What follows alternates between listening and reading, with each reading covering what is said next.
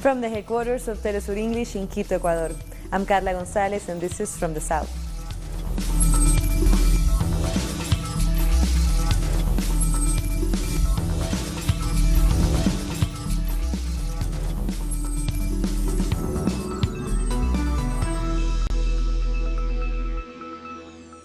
We begin in Zimbabwe, where people are eager to cast their votes in the country's first elections since the ousting of former President Robert Mugabe. Queues began to form even before the polls opened. People who want to see the economy restored and pinning their hopes on 40-year-old Nelson Chamisa, a lawyer who is vying to become the country's youngest head of state. Despite allegations of fraud, the people of Zimbabwe have come out in droves to cast their vote. Polls will close at 7 p.m. local time. If no candidate wins more than half of the votes, a runoff election will be held on the 8th of September. Things has to be changed in Zimbabwe because we are struggling here in Zimbabwe. We want a new leadership, we want things to be changed so that everyone should go to work. Our families are suffering because there are no jobs here in Zimbabwe. Nelson Chamisa, the main opposition candidate, says he is confident of a victory against the incumbent president, Emmerson Mnangagwa. After casting his vote, Chamisa declared that victory is certain as crowds cheered for him. However, opinion polls before the election showed them Mnangagwa, a former intelligence officer who has been president since the ouster of Mugabe, had a marginal lead over Chamisa. After casting his vote, President Mnangagwa insisted that the election process will remain peaceful. A day before the elections, Mugabe made his first public appearance in 8 months and announced that he'd be voting for the opposition, a move that surprised his former ally, Mnangagwa.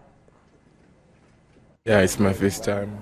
Yeah, it's just that we as young people, we're hoping for change. They have no jobs. So we believe that this time we're going to cast our votes. There's going to be a big change. We just want change. That's the reason why we came to vote early in the morning. Because we are sick and tired of this current government. We want change in Zimbabwe. For the past 38 years, things have never changed. So we are hoping that changes come at the right time. So let's have a look at the rise and fall of Robert Mugabe, the country's biggest political figure.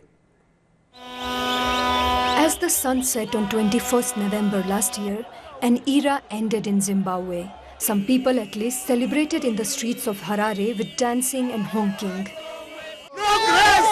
No grace! New Zimbabwe! New Zimbabwe!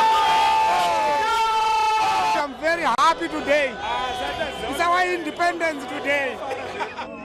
These people rejoice at the resignation of their president, Robert Mugabe, who had been in power since independence in 1980 after nearly a century of British rule.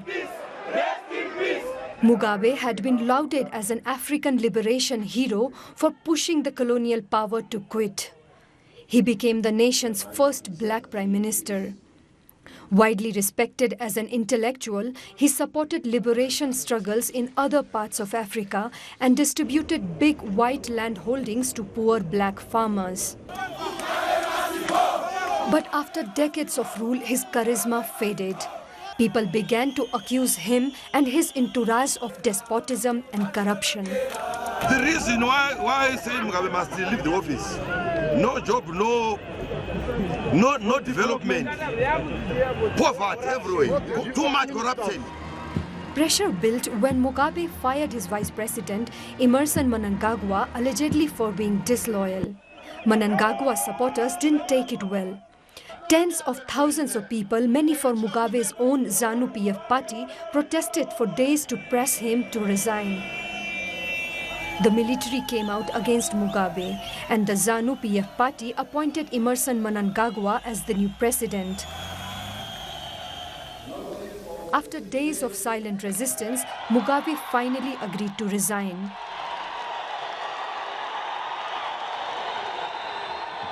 But Mnangagwa, who is nicknamed Crocodile in political circles, started his presidency by thanking Mugabe and recognizing their shared history.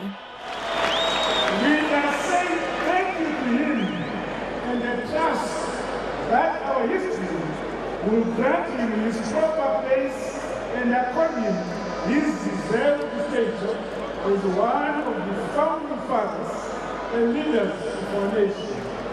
I encourage all of us to remain disciplined, even as preparations for political contestation for next year's harmonized, free and fair elections gather momentum. The voice of the people is the voice of God. But the new president's honeymoon didn't last long. Despite his pledge for free and fair elections, the opposition soon accused Mnangagwa of vote rigging and questioned the legitimacy of the electoral process. In his latest attack on the opposition, the president threatened to arrest the country's main opposition leader, Nelson Chamisa, of the Movement for Democratic Change Alliance. But 40-year-old Chamisa is undeterred and says no one can stop him from winning. We will not accept any fake result or any fiction. We will only accept genuine elections. And if there's going to be a genuine election, there's nothing to accept which is contrary to our victory, because victory is inevitable. These elections will be the first since the departure of Mugabe. Many voters are looking for economic and social renewal. But with the shift by Mnangagwa and ZANU-PF back to orthodox economics and a closer alignment with the markets, the difference between what is on offer from the two candidates seems slim. At least 11 lawyers, businessmen, and state officials who were part of a corrupt judicial network in Peru were arrested on Sunday. Members of the network are accused of coordinating sentences that would favor criminals. They were all part of the judicial power, the public ministry, and the Council of Magistrates. Among them were businessmen Antonio Camayo and Mario Mendoza. Mendoza was linked to the Aprista party of former President Alan Garcia. In his message on Peruvian Independence Day, President Martín Vizcarra announced a referendum and a reform to the justice system to overcome the political and social crisis that has divided the country. President Martín Vizcarra's speech focused on the crisis in the top ranks of the judicial system. He wants to combat the corruption with reforms. Concrete actions in the formation of the National Council of the Magistracy, the election of judges, the process of evaluation of magistrates, the composure of the Supreme Court, the perpetual disappearance of judges and attorneys after they've been accused of corruption, among other measures. The president pointed out that the reform of the National Council of the Magistracy should go through a referendum. It will look at how it's composed, private financing of political parties, and other measures to fix inefficiencies. Lo que necesitamos es una reforma constitucional. What we need is a constitutional reform and a change of the electoral law that prevents only the ones with money from succeeding and not the common man. Also, we must stop parliamentary immunity. Let any congressman who has a serious offense or crime go before the court. However, according to the Peruvian political constitution, the call to referendum can only be done by the same judges who are now embroiled in the scandal. El Congreso tratará de limarle las uñas. The Congress will soften the law, then raise a series of modifications that in practice will prevent the renewal of Congress. Then, once again, we will have the Peruvian people protesting in the streets against a Congress that at the moment has a 10% of approval rating. Con un Congreso que en este momento tiene 10% de popularidad y 90% de desaprobación. Analysts and politicians say in order to overcome the social and political crisis, there needs to be a change of the neoliberal economic model, which in the past few years has led to enriching a lot of companies that benefit from tax exemptions and acts of corruption. These conversations are absent from the presidential discourse. Venezuela's governing socialist party, the PSUV, will end its 4th Congress this Monday, with a celebration of the anniversary of the election of the Constituent Assembly last year. At the weekend, President Nicolás Maduro warned the Congress of the attempts by the right to undo the progress achieved by the Bolivarian Revolution. Por eso es que el plomo parejo era contra Chávez. The right-wing guns were always aimed at Chavez. Remember how many things they did against our commander, even as he lay on his deathbed. They were capable of denying it and laugh about him, all to destroy everything he was while he still lived. Now I have personally inherited his legacy, so I have become their target. Now their campaign is against Maduro. Let's destroy Maduro, so that by taking out our leadership, they will try and undo our revolutionary unity and then try to take power. We cannot doubt this is their intention. We must be careful of the voices that are being fed by traitors, by failures that want to destroy us. And I do not take this personally. I say this because this is a project that seeks to confuse and divide our revolutionary forces to destroy morale. Acabar con Maduro. We'll take a short break now, but join us again after a video from our multimedia team.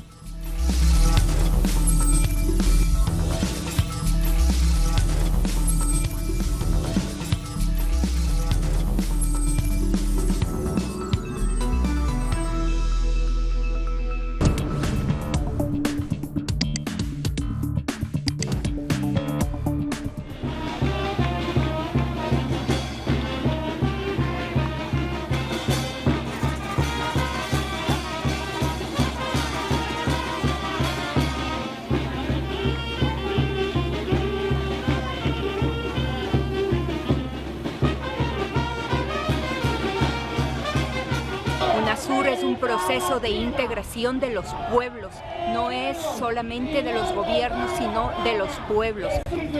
Creemos de que la UNASUR fue ayer, es hoy y seguirá siendo una de las herramientas de la democracia, buscando la unidad del pueblo latinoamericano.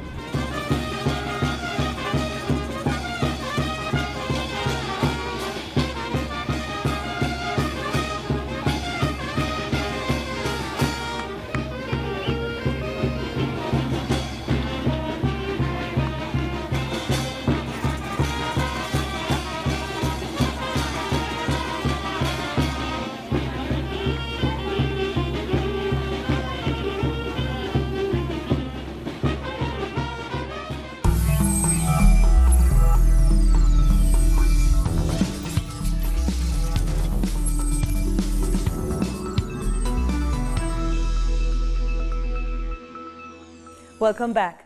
In Chile, Mapuche leader Machi Celestino Córdoba is back in the hospital after attending his ceremony of a spiritual renewal.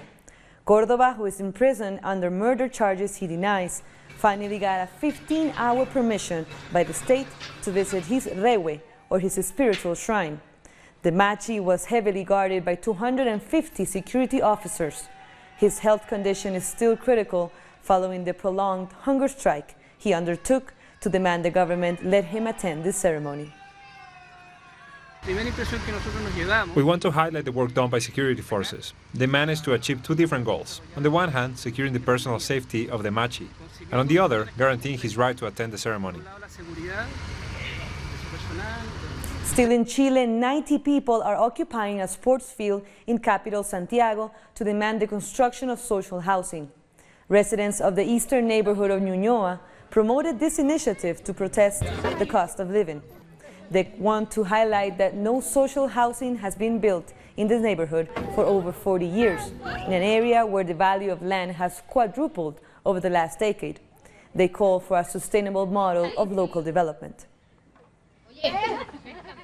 Organizations in defense of the rights of the LGBTI community, along with Mexico City's Council Against Discrimination, have warned about an increase of groups promoting conversion therapy. They say this puts an already at-risk sector of the population into even greater danger. Trying to adapt to social norms, Carmen Francisco sought help at the church she regularly attended. She felt that by falling in love with a person of the same sex, she was losing her connection to the tenets of her Christian upbringing. They make you believe that you are sinning, without actually telling you so. You yourself believe that everything you think, feel, and do is wrong, and that God does not approve. So you have to step away from things that anger God. Está mal. Que no le agrada a Dios. For 2 years, she put herself through a treatment at an association that promotes conversion therapy to reverse homosexuality, which they qualify as sexual deviancies. Many parents go to these places with the hope that they will change their kids, that they will put them on the right path. And I worry about these people and the damage they cause. The Council to Prevent and Eradicate Discrimination in Mexico City has launched an information campaign about this kind of practices. Por eso es tan preocupante. It's worrying that they are trying to sell a cure for something that is not a health issue, and this is something the World Health Organization says. The issue has overtaken social media following the words of a former television anchor who came out of the closet on air during one of the most watched morning shows in Mexican television. If you ask me now about my homosexuality, I can assure you that it is now a thing of the past. Members of the LGBTI community warn about the risks this type of discrimination causes in a country where stigmatizing non-heterosexuals is a common occurrence. It's disheartening that after taking to the streets and making ourselves visible, and despite gaining ground in society, there are still people that do not care to understand our issues and spread dangerous comments and misinformation that can only do us damage. According to different analyses over the past 5 years, there have been almost 400 registered hate crimes against the LGBTI community, while the National Commission for Human Rights received 151 complaints for discrimination between the years 2010 and 2017. And still in Mexico, a baby was killed and at least 40 people were injured during a hailstorm. According to local media, the 4-month-old baby suffocated as a result of the crowding of people who sought refuge from the rain. The eastern state of Jalisco was affected by a heavy hailstorm over the weekend that also damaged nearly 30 vehicles in the municipality of Ixtlahuacan and about 100 houses in nearby Pamatacuaro. The lootings were also reported.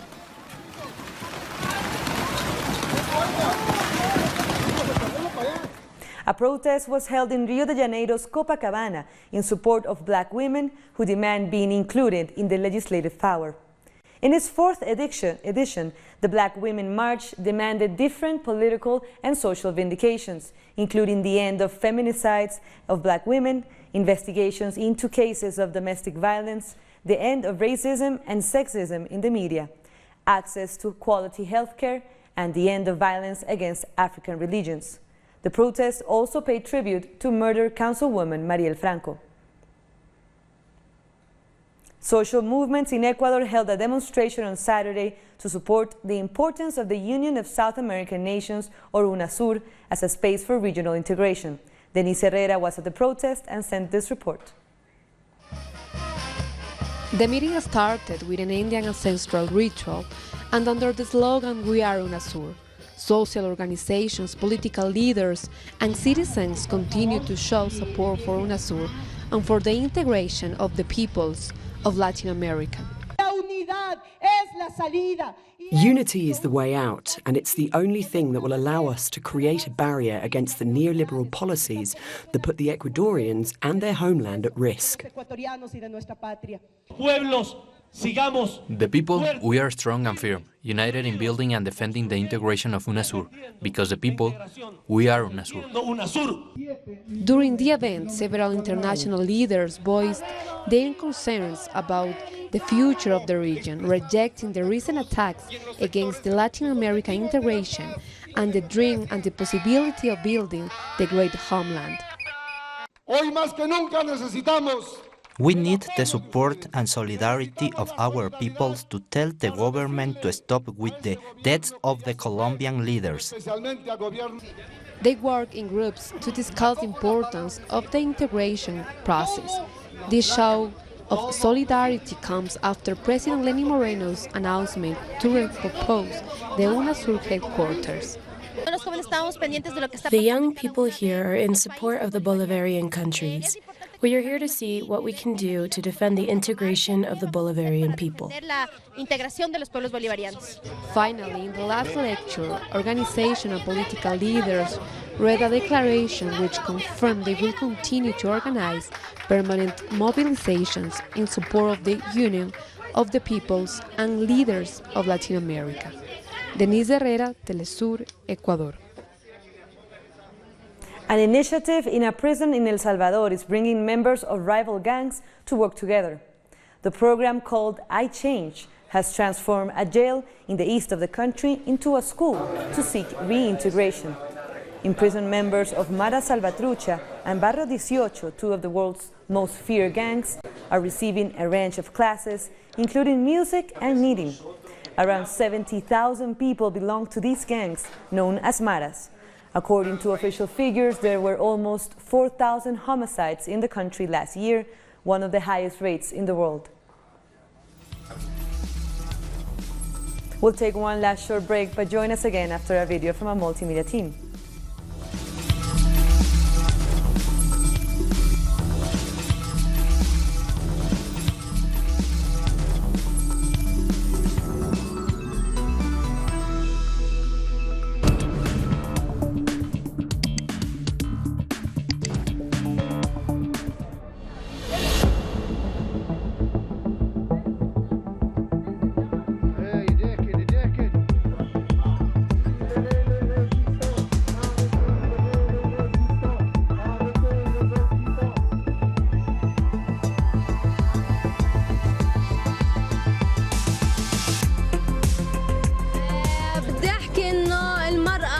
جزء لا يتجزأ من القضية الفلسطينية، ولازم يكون عندنا نساء واعيات على اللي بيصير بالضبط عندنا وبالوطن عشان تقدر تنشئ جيل قوي قادر على مواجهة الاحتلال، وبنحكي بالنهاية للاحتلال انقلاب.